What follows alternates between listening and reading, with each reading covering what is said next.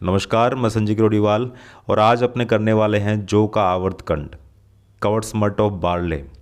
12th agriculture biology में rabi crop disease में ये बीमारी दे रखी है। दो तरह का कंड है, दो तरह का स्मट है, एक कवर्ड है और एक लूज स्मट है। एक है लूज स्मट ऑफ वीट और दूसरा है जौ का आवर्तकंड या कवर्ड स्मट ऑफ बार्ले। इस सेशन में अपने कवर करेंगे कवर्ड स्मट ऑफ बार्ले को। पहला सवाल जो आपके दिमाग में कौंधना चाहिए वो ये कि कंड क्या होता है, स्मट क्या होता है। देखिए, ये एक फंगल डिजीज़ है, एक फंगस इसे कोज कर रहा है और हर फंगस अपना लाइफ साइकिल कंप्लीट करने के बाद स्पोर छोड़ के जाता है अपने पीछे। जब वो अपना लाइफ साइकिल कंप्लीट कर लेता है तो निशानी के तौर पर पीछे छोड़ के जाता है स्पोर्स, बीजाणु। और यही बीजाणु या स्पोर बीजों के साथ लगे होते हैं या बीजों के अंदर घुस जाते हैं और यही बीज प्लस बीजाणु, सीड प्लस स्पोर, बीजों के साथ जो स्पोर चिपके हुए हैं या अंदर घुसे हुए हैं, इन्हीं को अपने कहते हैं कंड या स्मट। ठीक है, अब कवर्ड स्मट ऑफ बार्ले, इसको आवर्त कंड या कवर्ड स्मट क्यों बोला गया है? क्योंकि ये जो स्मट बनेंगे, कंड बनेंगे या स्पोर प्लस सीड या सीड प्लस स्पोर बनेंगे, इनके ऊपर एक पतली मेम्ब्रेन लगी रहती है, ढके रहते हैं, इसलिए इनको बोला गया कवर्ड स्मट ऑफ बार्ले या जौ का आवर्तकंड। चलिए स्टार्ट करते हैं। आपको क्या याद रखना है?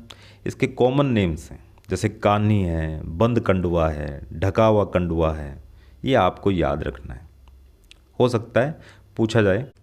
और इस वजह से औसतन एवरेज 2.5%, 2.5% तक की हानि हो सकती है, नुकसान हो सकता है।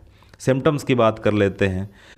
याद रखना है, जो सिम्टम्स अपीयर्ड होंगे कंड के अंदर या कोई भी स्मट है उसके अंदर जो सिम्टम्स बनेंगे वो हमेशा बालियों पर प्रकट होते हैं, बालियों पर ही दिखाई देते हैं, क्योंकि बालियों में ही बीज बनेंगे और बीजों के साथ ही कंड बनेगा।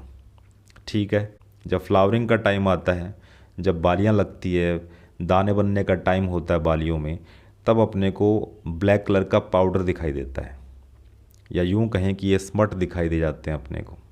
दाने बनते नहीं है, दाने बनते हैं तो उनके साथ चिपके होते हैं स्पोर। बालियाँ हैं वो काली जली हुई सी दिखाई देती हैं। क्यों? क्योंकि उनके अंदर ये स्मट भरे हुए हैं, उनकी वजह से इनका कलर अपने को ब्लैक दिखाई देता है। और ये बात मैंने अभी बताई थी कि एक झिल्ली है जो सिल्वरी मेम्ब्रेन दिखाई देती है, सिल्वर कलर की, उससे ढके रहते हैं। ये जो कंड होते हैं, स्मट होते हैं, ये ढके रहते हैं, इसलिए इसे कवर्ड स्मट बोला गया। ये सारे के सारे जो बीजाणु होते हैं या कंड होते हैं, स्पोर होते हैं, आपस में चिपके रहते हैं। थोड़े टाइम बाद में ये जो झिल्ली होती है, मेम्ब्रेन होती है, वो टूट जाती है और सारे के सारे कंड या स्पोर हैं वो बिखर जाते हैं पूरे खेत के अंदर, वो हेल्दी प्लांट को भी डिजीज़ कोज कर डालते हैं। अब बात करते हैं पैथोजन की, रोगजनक की। अभी मैंने बताया कि ये फंगल डिजीज़ है, वो फंगस का नाम है अस्टिलागो होर्डाई। होर्डाई बना है होर्डियम से, जिसको बार्ले बोलते हैं। बार्ले का साइंटिफिक नेम है होर्डियम, इस वजह से इसका नाम पड़ गया अस्टिलागो होर्डाई। इसके जो स्पोर बनेंगे या जो कंड बनेंगे, स्मट बनेंगे, वो राउंडेड होते हैं और उनकी दीवारें काफ़ी मोटी होती हैं और यूनिसेलुलर होते हैं। यूनिसेलुलर का मतलब एक सिंगल सेल से बने होते हैं।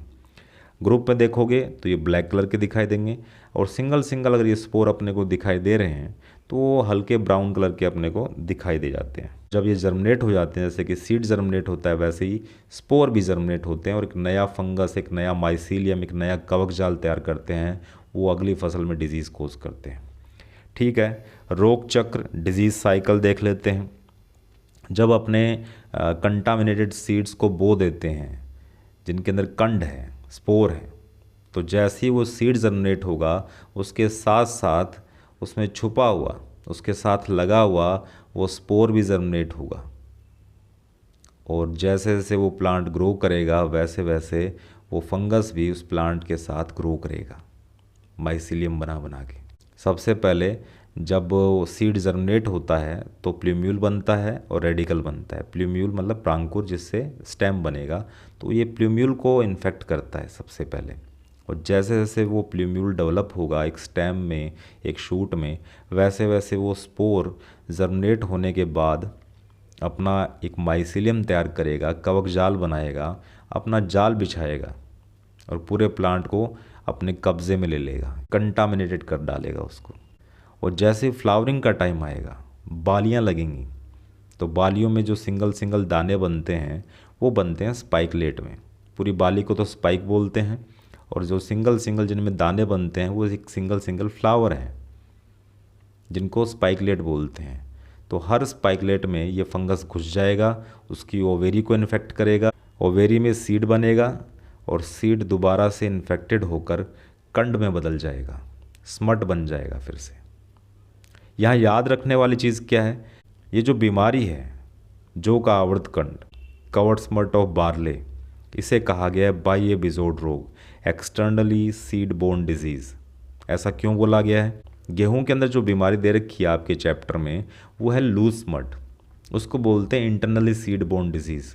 उस बीमारी में क्या होता है, जो कंड बनते हैं या जो स्पोर है वो बीज के अंदर घुसा रहता है, इसलिए उसको बोला गया इंटरनली सीड बोर्न डिजीज़, अंतः बिजोड रोग। और यहाँ जो जौ का आवर्तकंड है, कवर्ड स्मट ऑफ बार्ले है, इसमें जो स्पोर होता है, जो फंगस का स्पोर है, वो बीज के बाहर चिपका रहता है, इसलिए इसको बोला गया है एक्सटर्नली सीड बोर्न डिजीज़ या बाह्य बिजोड रोग। तो दो बातें आपको याद रखनी है इस बीमारी में, एक तो ये एक्सटर्नली सीड बोर्न डिजीज़ है और एक ये कवर्ड स्मट है। इसको कवर्ड स्मट क्यों बोला गया है वो भी आपको याद रखना है। अब बीमारी के बारे में अपने को पूरी जानकारी हो चुकी है, मैनेजमेंट बनता है। 3 तरह का मैनेजमेंट अपने पढ़ते हैं, एक तो है कल्चरल, दूसरा है बायोलॉजिकल और तीसरा है केमिकल। कल्चरल में अपने वो डेली रूटीन वाली प्रैक्टिसेस करते हैं जो लंबे टाइम से अपने करते आते हैं। अपने को अच्छे सीड का सिलेक्शन करना चाहिए, ऐसे खेत से अपने को सीड नहीं उठाने जो पहले से डिजीज़्ड हैं, जहाँ पे बीमारी फैली हुई है। दूसरा, अपने को ये जो बालियाँ हैं उनको तोड़ लेना है, जो कंटामिनेटेड बालियाँ हैं, इन्फेक्टेड जो बालियाँ हैं जिनमें बीमारी आ चुकी है, उनको तोड़ लेंगे। तोड़ने के बाद किसी कागज़ या लिफाफे से लपेट कर इसको मिट्टी में गाड़ देंगे। बायोलॉजिकल में कुछ रेजिस्टेंट वैरायटीज़ हैं, उनको अपने बो सकते हैं, जैसे C163, BJ13, 14, 24, 26, 28, 29, BJ309, 144, इन सब को अपने उगा सकते हैं। फिर एक केमिकल मैनेजमेंट है। अब फंगल डिजीज़ है तो फंजीसाइड यूज़ करेंगे। इसमें अपने सिस्टेमिक फंजीसाइड, सर्वांगी कवकनाशी है, या तो ऑक्सीकार्बोक्सिन या कार्बोक्सिन अपने यूज़ कर सकते हैं, ये लिखा हुआ है। 2 ग्राम पर किलोग्राम बीज की दर के हिसाब से अपने सीड ट्रीटमेंट के लिए इसको काम में ले सकते हैं। अगर अपने पास 1 किलो बीज है तो उसमें 2 ग्राम कार्बोक्सिन या फिर ऑक्सीकार्बोक्सिन डालकर सीड ट्रीटमेंट करेंगे। सिस्टेमिक फंजीसाइड क्या होता है? ये दोनों ही सिस्टेमिक फंजीसाइड है, सर्वांगी कवकनाशी है, एक तो ऑक्सीकार्बोक्सिन और एक कार्बोक्सिन। इसका मतलब ये ऐसे फंजीसाइड है, ऐसे कवकनाशी है जो एक बार स्प्रे कर दोगे तो पूरी प्लांट बॉडी में फैल जाएंगे और जहाँ जहाँ फंगस छुपा बैठा है उसको चुन चुन कर मारेंगे। ठीक है, तो उम्मीद करता हूँ ये बीमारी आपको समझ में आई होगी। कोई क्वेरी हो तो आप पूछ सकते हैं। तब तक के लिए बने रहिए, टिके रहिए एंड इनहेल बायोलॉजी।